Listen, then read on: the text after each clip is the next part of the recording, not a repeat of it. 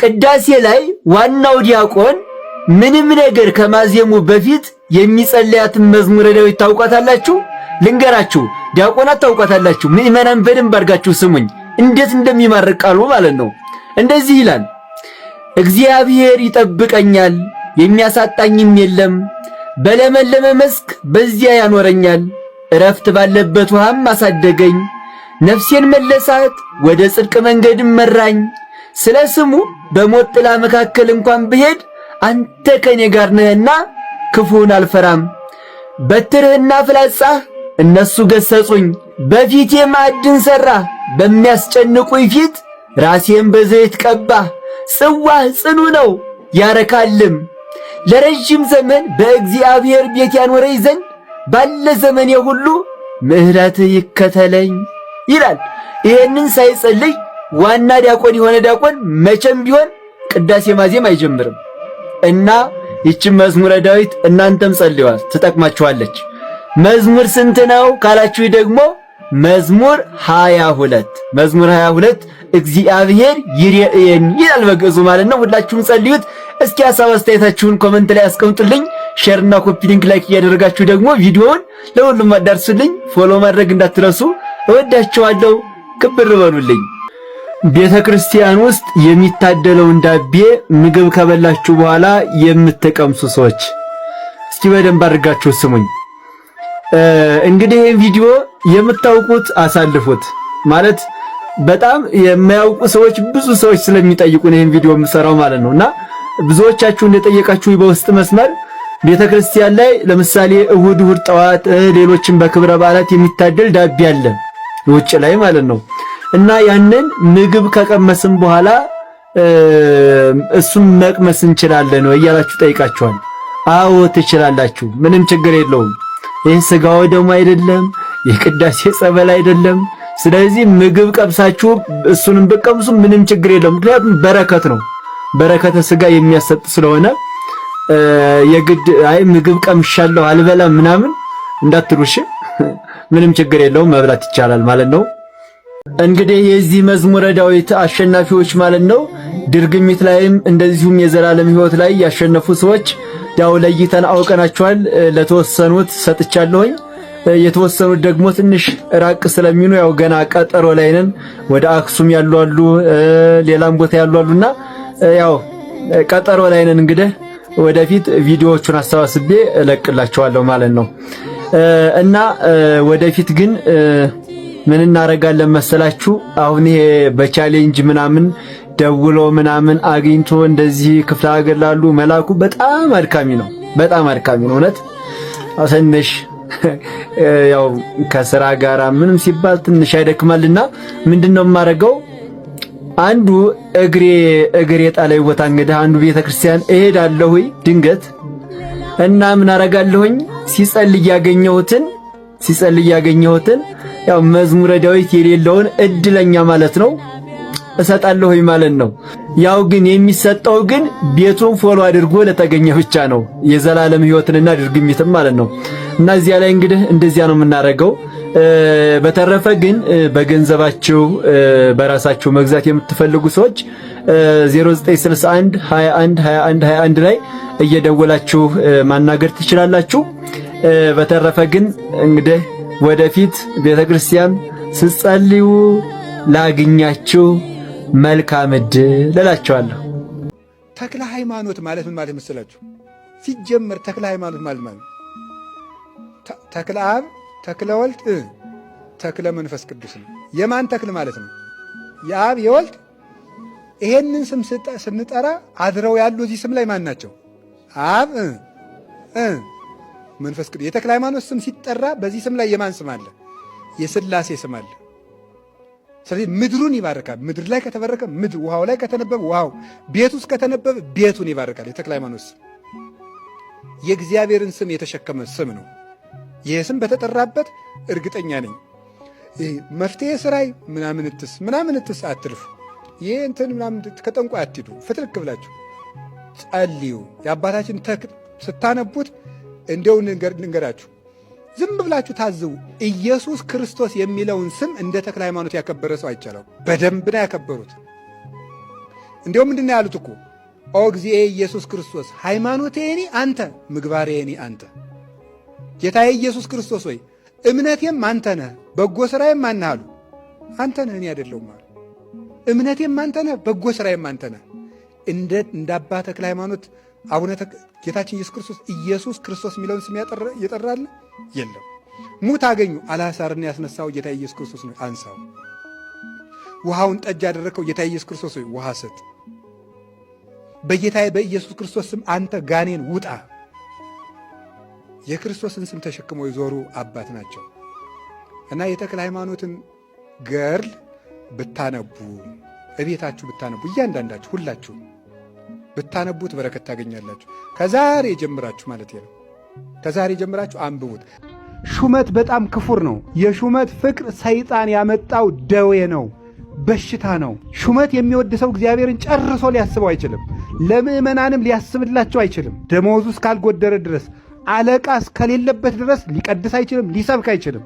ያነበበውን ይሰብካል እንጂ አስቦም አይሰብክም። ያነበቡትን መስበክና አስቦ መስበክ ልዩነት አለው። ስላወቁ መናገርና አውቆ መናገር ልዩነት አለው። ያወቅከውን ሁሉ ልደህ ልትደፋበት አይገባም። አስበ ለሕዝብ ቀዳዳ ነው የሚሰበከው። ግድ የለውም። ግድ የሌለው መምህር፣ ግድ የሌለው ካህን፣ ግድ የሌለው ጳጳስ፣ ግድ የሌለው ዲያቆን ያፈራ ነው ስለምን ይመስላችኋል? ያልተጠሩ ያልተፈጠሩ ናቸው። ዛሬም ስለ ቤተሰቡ የሚያስብ ጳጳስ ሚስት እንዳያገባ የተደረገው ትዳር እርኩስ ሆኖ ነው እንዴ? አይደለም። ጋብቻ ክቡር ነው፣ ለመኝታቸውም እርኩሰት የለበትም ተብሎ ተጽፏል ዕብራውያን 13 ላይ። ጋብቻ ቅዱስ ነው። ታዲያ ለምንድን ነው እንዳያገቡ የተከለከለ? ስለ ሚስታቸው ስለ ልጆቻቸው እያሰቡ ቤተክርስቲያን እንዳይረሷት ነው። ልጅ ለማሳደግ የሚስታቸውን ፍቅር እያሰቡ ቤተክርስቲያን እንዳይረሳ ነው። ያገባ ሰው ሚስቱ እንዴት ደስ ሊያሰኛት እንደሚችል ያስባል ተብሎ ተጽፏል። ያላገባ ሰው ግን እግዚአብሔር እንዴት ደስ ሊያሰኘው እንደሚችል ያስባል ይላል። ይከፈልበታል። ያገባ ሰው ይከፈልበታል። ግማሹን ለሚስቱ ግማሹን ለእግዚአብሔር ነው። ሚስትን ማስደሰት እግዚአብሔራዊ ትእዛዝ ቢሆንም ሙሉ አይምሮውን እንዲሰጥ ነው። ታዲያ ሰው መንኩሶ ዘሩን ካረሳ፣ መንኩሶ ጎጡን ከጠቀሰ፣ ጳጵሶ ዘረኝነትን የሚቆጥር ከሆነ የት አለ ቢያገባ ይሻለው? ምን ያው ቤተሰብ መስርቷል። እናት አባቱን ያልተወሰው ዘመዶቹን ያልተወሰው የኔ ሊሆን አይችልም ብሏል ጌታ። ይሄንን ነው መጠራት ያለው። መጠራት ከሌለ መፈጠር ከሌለ ሰው ካህናት በምን ይፈጠራሉ አልኳችሁ? በአይምሮ በእምነት በትምህርት ይፈጠራሉ። በንጽህና ይዘጋጃሉ። የተዘጋጁት ከራሳቸው አስተሳሰብ ይወጣሉ። ለሕዝብ እንዲኖሩ ራሳቸውን መዘንጋት አለባቸው። የኔ ከሚል ሐሳብ መውጣት አለባቸው። ለክርስቶስ በጎች ብቻ የሚያስቡ መሆን አለባቸው። ስለ ደመወዝ መጨመርና መቀነስ የሚያስብ መሆን የለበትም። እነሱ ለእግዚአብሔር ቤት ያስባሉ፣ እግዚአብሔር ለነሱ ቤት ያስባል። ይሄ ነው። ከዚያ ይሄን ይጠራል። የተጠራው ይፈተናል፣ የተፈተነው ይሾማል፣ የተሾመው ይላካል፣ የተላከው መስዋዕት ያቀርባል። መፈጠር ከሌለ መውጣት የለም። መውጣት ከሌለ ካልወጣ ደግሞ አይጠራም። ካልተጠራ ክህነት የለም። ክህነት ከሌለ መስዋዕት የለም። መስዋዕት ከሌለ ድህነት የለም፣ መቀደስ የለም። ካልተቀደሱ መዋሃድ የለም። ካልተዋሃዱ እግዚአብሔር ማግኘት የለም። ስለዚህ ያለ ክህነት መስዋዕት የለም። ክህነት ደግሞ የተሰጠው ለ12ቱ ደቀ መዛሙርት ብቻ ነው እና ሐዋርያት ከዚያ በኋላ እጁን ለጫኑበት ሰዎች ነው የተሰጠው። ሁለት አይነት ክህነት አለ። የመጀመሪያው ሕዝቡ ያለው ክህነት ነው። ማንኛውም ሕዝብ ካህን ነው። እሱ እንዴት እንደሆነ በኋላ እነግራቸዋለሁ። ቅዱስ ጴጥሮስ ካህናት አድርጎ ለጠራችሁ ንጹሕ ታቦትም ላደረጋችሁ ብሎ እንደተናገረ ማንኛውም ሕዝብ ካህን ነው። ተክህነ ማለት አገለገለ ነው ግዕዙ። ካህን ማለት አገልጋይ ነው። እግዚአብሔርን ለማገልገል ወንዱም ሴቱም ካህን ነው። ይህ አንዱ ነው፣ ማንኛውም ሰው። ቀጥሎ ደግሞ ሳክራመንታል ፕሪስትሁድ የሚባለው ምስጢራተ ቤተ ክርስቲያንን ለመፈጸም የተሰጠ ክህነት ነው። ይህ ለተመረጡ ሰዎች፣ አሁን ላልኳቸው ሰዎች ብቻ የሚሰጥ፣ ሁሉም ላይ ወይም በማንም ላይ ፈጥነህ እጅህን አትጫን ያለው አንደኛ ጴጥሮስ ምዕራፍ 3 ቁጥር 1 ጀምሮ ስታነቡት ክህነት የሚገባቸው ለተመረጡ ሰዎች። ምዕራፍ 5 ላይ ስትመለከቱ ደግሞ ለቀሳውስት እንዴት ክርስቶስን በማመን ብዙ ባለሟልነት አለና በአይምሮ ከፍ ላሉ ሰዎች ከፍ ያለውን ሹመት ሊሰጧቸው ይገባል ይላል። ለተለዩ ሰዎች ነው የሚሰጠው። ይሄ ንጹሕ ለሆኑ ስርዓት ላላቸው ለተማሩ ለተፈተኑ ዲያቆናትን ይኩኑ ንጹሐን እንዳለ ለንጹሕ ሰዎች ብቻ ተለይቶ የሚሰጥ ክህነት አለ። ይሄኛው ክህነት መስዋዕት ለማቅረብ የተሰጠ ለተለዩ ካህናት የተሰጠ ነው። ይሄንን ክህነት ከያዝን ድህነት ይገኛል። መስዋዕት በሌለበት ክህነት የለም፣ መቀደስ የለም፣ መንጻት የለም። ኃጢአትን ይቅር ብሎ ማንጻት የሚችለው ተመርጦ ለተሾመ ነው። ክርስቶስ ለምሳሌ 5ቱን እንጀራ አበርክቶ ለ5000 ሰው አብልቷል። 12ቱን ስጋውን ደሙን ግን የጸሎት ሐሙስ ዕለት የሰጠ ለ12ቱ ደቀ መዛሙርት ብቻ ነው። ይሄ ማቁረብ ለካህናት ብቻ የተሰጠ ስለሆነ ነው። ለእነሱ ብቻ የተሰጠ ነው። ለሕዝቡ ሁሉ ድህነትን ሰጥቷል። ቃለ እግዚአብሔር አስተምሯል። እፍ ብሎ መንፈስ ቅዱስን ግን ያደላቸው ለሐዋርያት ብቻ ነው። ከዚያ በኋላ እነሱ እጅ እየጫኑ ቅዱስ ጳውሎስ እጅህን በማንም ላይ እንዳትጭን እንዳለው እነሱ እጅ የጫኑበት ሰው ደግሞ ክህነት ይሰጠዋል። ይሄ ክህነት ይባላል። ይሄ በሐዋርያዊ ሰንሰለት የሚሰጥ ክህነት ነው። ሕዝቡ ደግሞ ሁሉ የሚያለው ክህነት ደግሞ የእግዚአብሔር ልጅ በመሆን በመጠመቅ በማመን ማንኛው ሕዝብ የሚያገኘው ነው።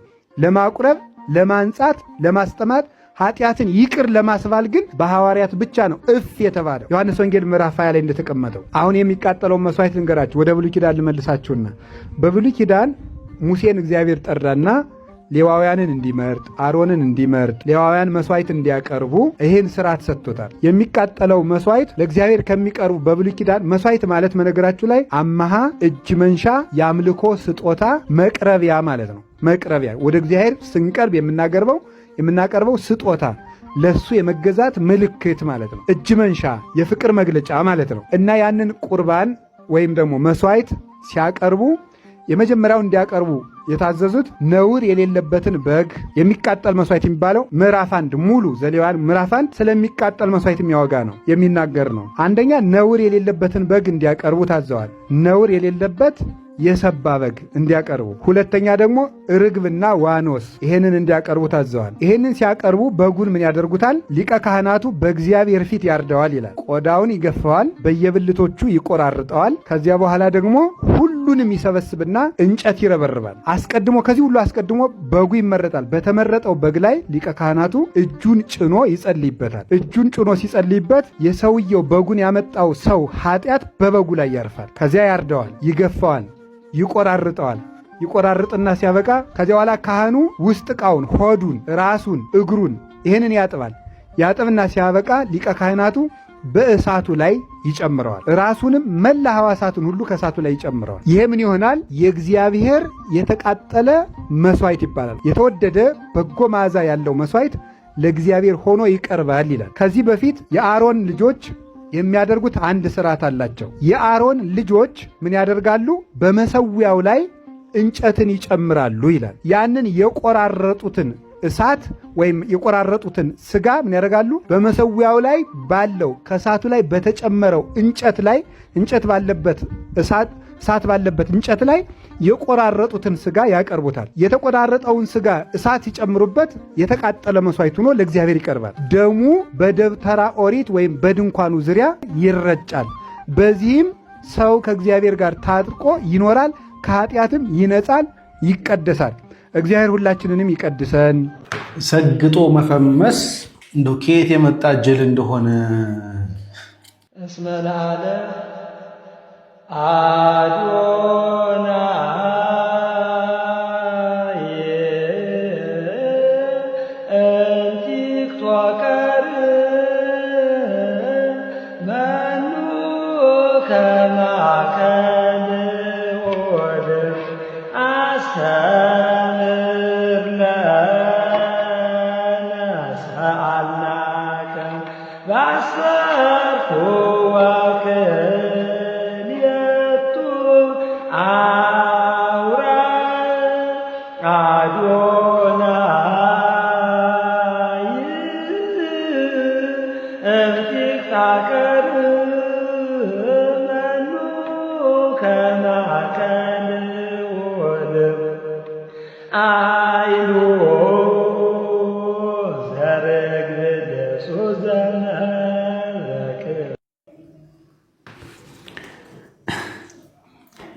እንዴት አስቻለው? ሰግጦ መፈመስ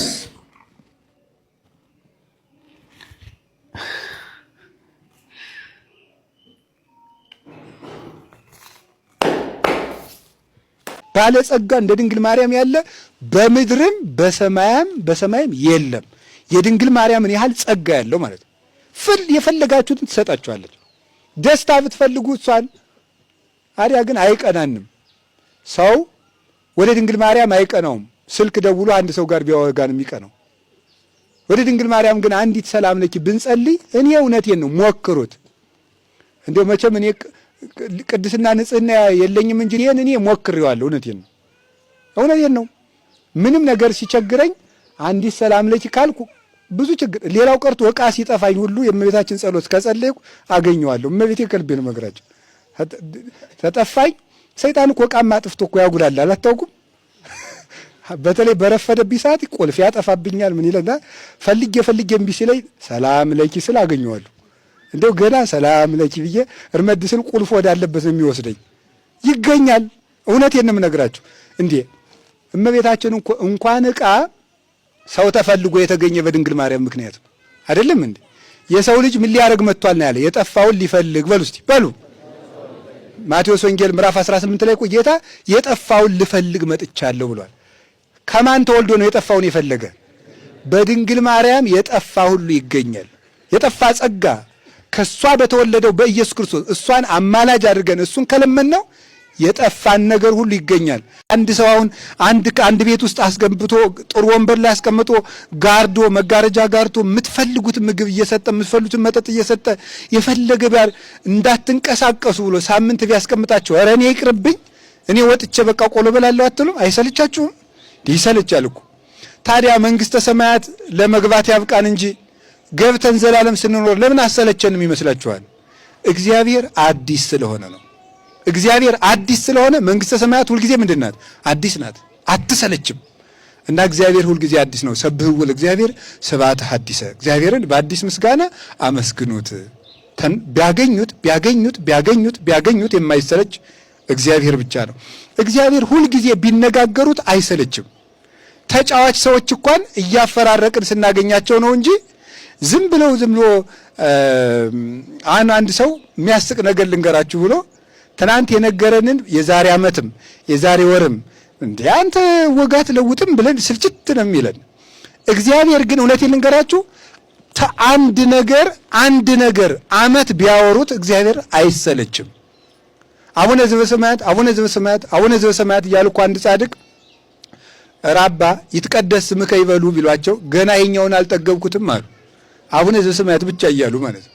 እግዚአብሔር ፈጽሞ አይጠገብም።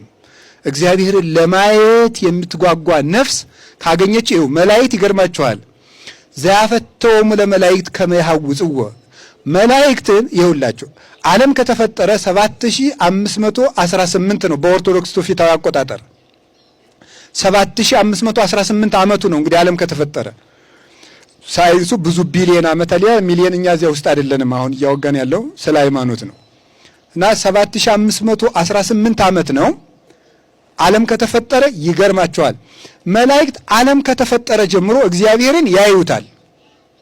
እያዩት ግን መልሰው ሊያዩት ይፈልጋሉ ይላል ቅዱስ ጴጥሮስ በመልእክቱ ሲናገር። 7000 ዓመት አይተውት እንደገና ሊያዩት ይፈልጋሉ። አይገርማችሁ?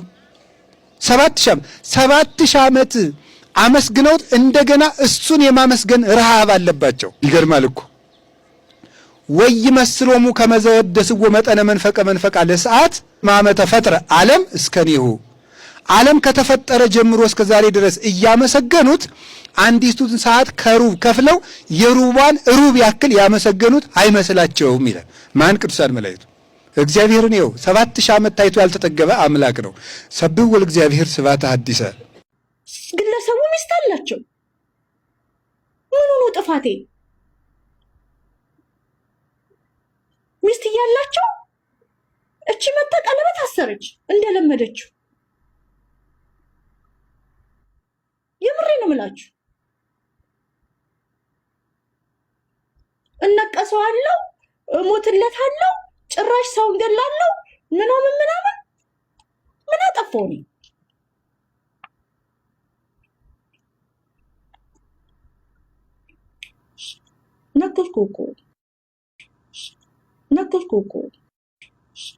ነገርኩህ እኮ